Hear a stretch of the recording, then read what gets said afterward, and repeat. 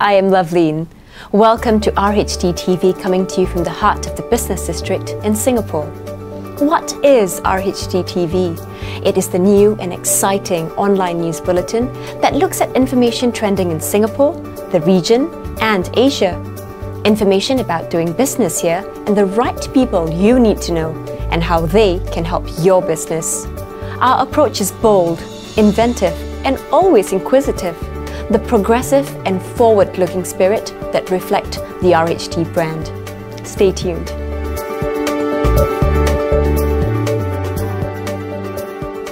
Since the global financial crisis, regulatory reform has topped the agenda for financial institutions. This has led to a dramatic change in the banking landscape as regulators introduce a tsunami of new regulations, take a more intrusive approach to supervision, focusing on understanding and potentially containing any systemic risks. Change seems to be the only constant in the regulatory environment today. There are more complex products introduced with more stringent rules governing their suitability. These have increased compliance burden and needs. So, good news for compliance professionals. You are now in demand, as more companies see the need to build a strong compliance culture with compliance personnel an integral part of any organization. We now talk to industry experts on how changing regulatory environment has affected the compliance industry. Effectively, I was reading an article the other day, and they were saying people are now looking for real-time compliance officers, so people who basically can understand and manage the business real-time. So compliance is not just another office down at the end of the hallway where they used to put them, but it's actually part of everyday business. Sometimes risk management is stuck into compliance because it's actually it's a risk that you're taking.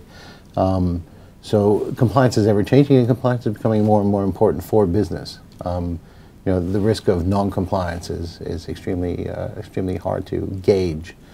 So finding the right people, finding those people with 5 years of understanding of the US regulatory environment, of the UK regulatory environment, of European regulatory environment, and at some stage Asian regulatory environment will be extremely difficult. If you have all of that, yes, you can basically retire after 2 years. I think in different countries there are different stages of development, and in different countries there are different levels of transparency, and as a result, doing business when it comes to compliance in all these countries requires a certain amount of patience, if you like, and a certain and because we have challenges we have to overcome. Singapore has always been seen as a major financial hub in the region, so you would expect these regulatory changes to come thick and fast. With the changes, we would expect compliance services providers to have a crack team to be able to provide succinct solutions based on the regulatory changes, to be able to come up with effective solutions, compliance solutions, right? That basically impacts some of these financial institutions as far as these regulations are concerned. The reality is that financial services is the most heavily regulated industry in the world. And the only constant, if you're looking after a bank or financial institution, or if you're a compliance head, is that there has been a sea change in terms of regulations. We will continue to see tsunamis of regulations coming through. For instance, in Singapore alone, the Monetary Authority of Singapore has issued anywhere between 22 to 26 consultation papers every year. And each consultation paper would propose a set of rule changes. Now that's an average of 1 rule change every 2 weeks or 2 in a month, which is crazy if you're running a big bank or financial institution. It has also meant that the compliance space has been in sharper focus. There has been lots more investments by financial institutions in terms of hiring compliance persons or putting in place systems and processes or IT support. And compliance costs in truth are rising. And that is a cause for concern for the banks.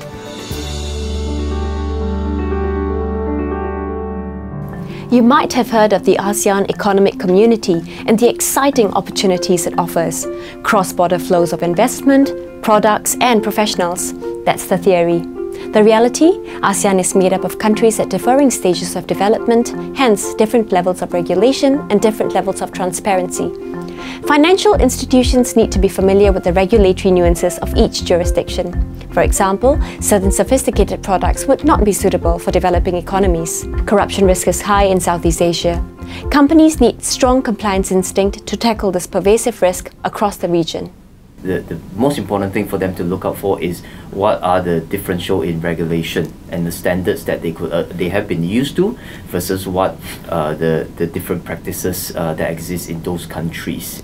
Now, getting a right legal advice and regulatory advice is definitely number one priority. Most people tend to go into the business first before they think about the rules, which is actually very dangerous.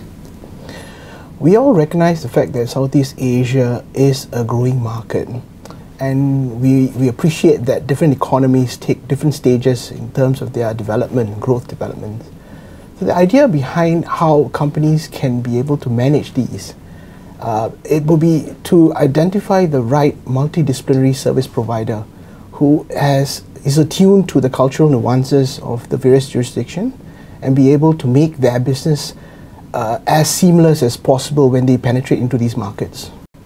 If you were to venture into a Southeast Asian country, you can't be assured that you can find the regulations online on the regulator's website. Even if you can, they might not be updated. Even if it's updated, it might not be in English. Even if it's updated and in English, it might not be the only set of rules that you need to deal with. So there are inherent challenges in Southeast Asia, different legal traditions. There's some inherent risks. I think corruption is a risk that needs to be addressed. Some ways it might be easy, some ways it might be difficult. I always suggest new companies, when they want to start looking at businesses, two things to look at when they want to open up shop here. One is the regulations, the legal aspects of opening a business or conducting their business, and two is the people, because Southeast Asia is so fragmented. Different countries have different rules. But that's not the only thing. Different people behave differently. Even if you look at just a simple thing like chat apps, Indonesia uses WhatsApp or BBM to start off with. Thailand uses Line. You know, it's all different. So you really need to apply or localize your business and the way you conduct business so that you are catering to the local guys here. We pause for a break from doing business in Southeast Asia to a look at Southeast Asian art. The RHT TV team was invited to a first international collaboration of the National Galleries Singapore with Centre Pompidou of France. Modernism was an art movement that aimed to depart significantly from classical and traditional forms in the late 19th and early 20th centuries. The movement occurred in Southeast Asia decades later, as seen by these unique works: La Pho in Vietnam, Georgette Chen in Singapore. But there were common approaches to modernism in Southeast Asia and Europe. Reframing Modernism is an exhibition that explores the common conceptual orientations between the different artists from Europe, Southeast Asia and beyond. The exhibition is on till June 17th.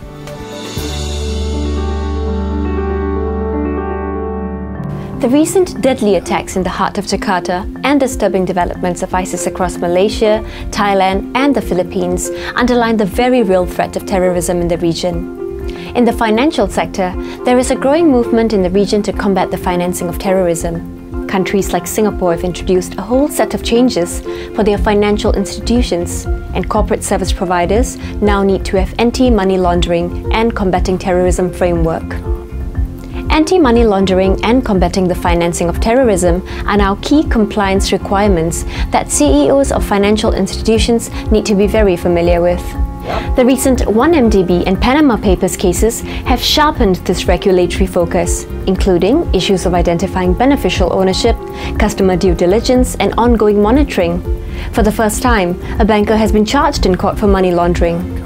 And for regulators, it means a constant upping of requirements, including the inclusion of sophisticated systems to conduct voluminous monitoring of transactions, such as the use of cutting-edge biometrics for customer due diligence. Money laundering and terrorist funding, this is a global problem. We all recognize that, various governments, various jurisdictions, they are doing various things to manage. If you look, manage this global problem. And if you look at the Singaporean government, in 2009, we were part of the OECD whitelist. That put us in good stead in terms of how we portrayed ourselves as a country that is managing, how we look at anti-money laundering as well as anti-terrorist funding. And in 2014, as part of the OECD requirement, we are now implementing what is called the automatic information exchange, and this basically enables us to manage and better regulate AML as well as CFT. Money laundering and combating the financing of terrorism have been evergreen issues. The EML, let's call it EML, the EML agenda has been driven internationally by the Financial Action Task Force.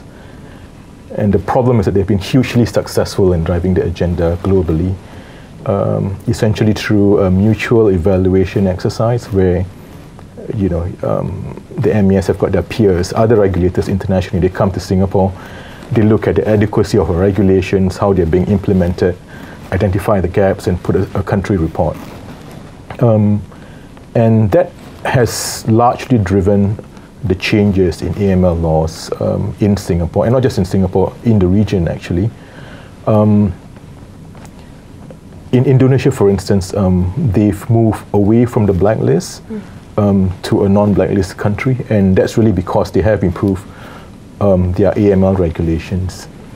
Similarly, Malaysia, they were not on the blacklist, but they became a member of FATF fairly recently.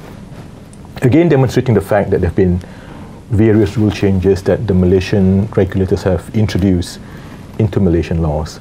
Now, Singapore has gone through a mutual evaluation exercise in November last year, which we heard was quite a robust exercise.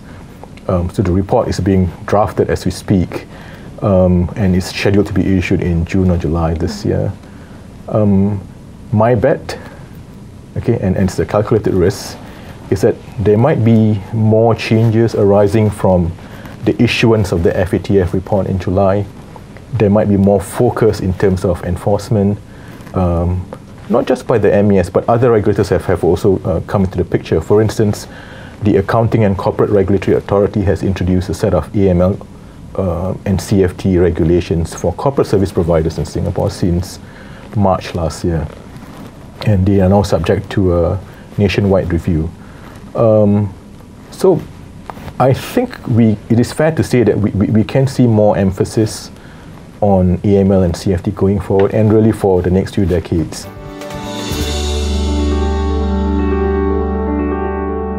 As compliance is now the buzzword, with more stringent rules governing the increasingly complex products in the market, how active is the enforcement of these rules?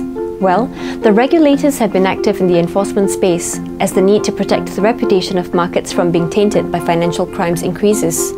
In Singapore, MAS has issued an enforcement monograph and announced that MAS officers now have criminal police powers of arrests, search and seizure. What does this mean? An MAS investigation into market rigging or insider trading can easily lead to a criminal offence, not just a civil penalty as before. Singapore now has corporate derivative liability.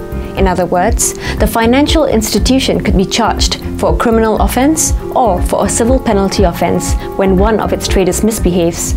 Financial policemen, what are the reactions from the industry? Well, I think first and foremost, it means that MAS have actually sent a very, very strong message to the market in Singapore as well as to the whole world that it is serious about combating financial crimes of all kinds. Now, firstly, with the recent high-profile, corruption, money laundering case involving 5 or 6 regulators in the world, that is obviously one case that everybody in the world is looking at in respect of potential MAS enforcement, where it involves Singapore or potential breach of Singapore laws and regulation. Or potentially towards another case of market manipulation, where a number of market participants has been caught up, and files been looked through and things like that. So these are very serious matter, where MAS wants to make sure that everybody knows that they are serious about their regulation, and that people should not actually think that MAS regulation doesn't have any teeth. It does have a lot of teeth.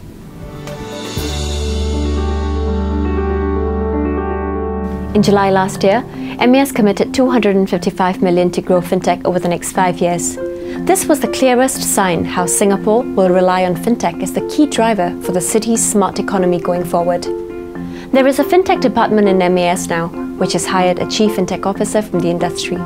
MAS is planning a big fintech festival in November this year. Speeches have been made about MAS's approach towards regulation of fintech, taking a risk-focused and proportionate approach. Fintech has seen an explosion worldwide, and Southeast Asia is catching the wave. Last June, the Securities Commission Malaysia approved 6 equity crowdfunding operators, offering an alternative funding platform for small businesses and entrepreneurs. Malaysia recently introduced new rules for peer-to-peer lending. Indonesia wants to set up a new trading market, the Technology Board, at the Indonesian Stock Exchange, so investors can take their companies public more easily. And the biggest economy in Southeast Asia foresees 1,000 startups by 2020. Are companies in the industry excited by these initiatives? So fintech is a phenomenon that has been embraced by the world. How is Southeast Asia embracing this? Well, it's actually really interesting. There's a lot of startups in Singapore and a lot of startups in Southeast Asia that are going into fintech. The Singapore government, for example, is putting a lot of money into supporting these fintech startups. Unfortunately, while they do that, they also have some of the hardest regulations in the world. And so we have to work around those to try to build a company. I hear you. So all these regulations that fintech has, does this spell bad news for entrepreneurs and new startups? It does become really frustrating, but the way I like to look at it is the best startups are going to keep on hustling and going to get the license, are going to continue going. Some are going to fall by the wayside, but the ones that are really passionate about it, like my company Toast, will keep on going. I've always been a fan of fintech. I was in venture capital before this and have always looked into the fintech industry. But fintech, in a sense, in its true sense, in Southeast Asia has not, we haven't really seen anything creative or anything like what we see in the US or the UK. We're still seeing a lot of very fundamental fintech startups like financial product price comparison or payments, people who are solving the underlying issues or infrastructure within the fintech industry. But saying that, I think Singapore is a great starting point for fintech companies because we already have these basic needs developed within the ecosystem, within the fintech ecosystem, so people can kind of experiment here and there. So definitely, I think we'll start to see a lot more creative startups within the fintech industry that can be applied regionally. I think Southeast Asia is pretty much the same as most of the world. I think it's becoming, it sort of reminds me of the .com bubble. I think what we're seeing, and it's a normal change of business. You have a thesis, so that's the existing business, and then you have an antithesis, which is what we're seeing now with fintech, of different ways of how to do business, how to engage businesses and grow business in a different way, in a new way, in a lighter way, probably. And then you'll see a synthesis at some stage. So I think what we're in that period of people looking at everything as being completely new, and this, business will never be the same, but all what that will happen is parts of these tools and ideas will be integrated. I think Southeast Asia is the area of phenomenal growth, I suppose. When things are not going well for the rest of Southeast Asia, Indochina apparently, their hearts beat to a different pulse. And I think where you see growth, you will see a lot more financing that goes into projects and so on. So you find that banks do generally well in areas where there's a lot of growth. I think where fintech is concerned, it's quite heartening to see a lot of banks embracing fintech openly, because that's where it all starts. If banks were hesitant to open up to fintech, I think regulators will behave in a fairly similar way. Today, I think the problem about fintech is that it is disruptive. I think it's fortunate that most banks today are embracing it in the sense that they see it as going to be the future of banking for them.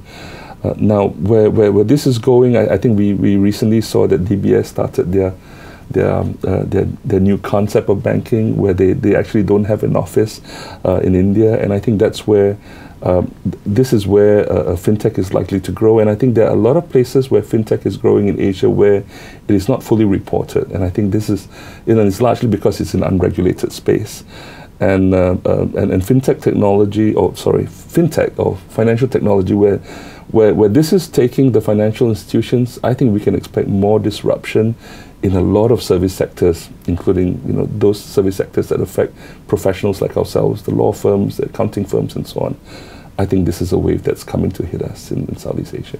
If you look at fintech in Asia as a whole, there is close to $779 million that has been invested on fintech companies, and this puts us second place when you compare it to the largest funding source for some of these fintech companies. That would be the United States. They're looking at about $1.1 billion in terms of funding for some of these fintech companies, and a large portion of these funding, or what we call investment into fintech companies, comes from Southeast Asia. And if you look at how it is beneficial to the market, fintech, if you look at the Singaporean market, which is a lot more matured, you see fintech in the B2B space, right? And in the emerging markets like Indonesia, fintech comes in the B2C space. And that's how fintech is becoming crucial in Southeast Asia.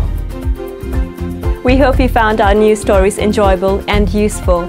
Follow us for more news by subscribing or leaving your information on our channel. For now, it's goodbye from RHT TV.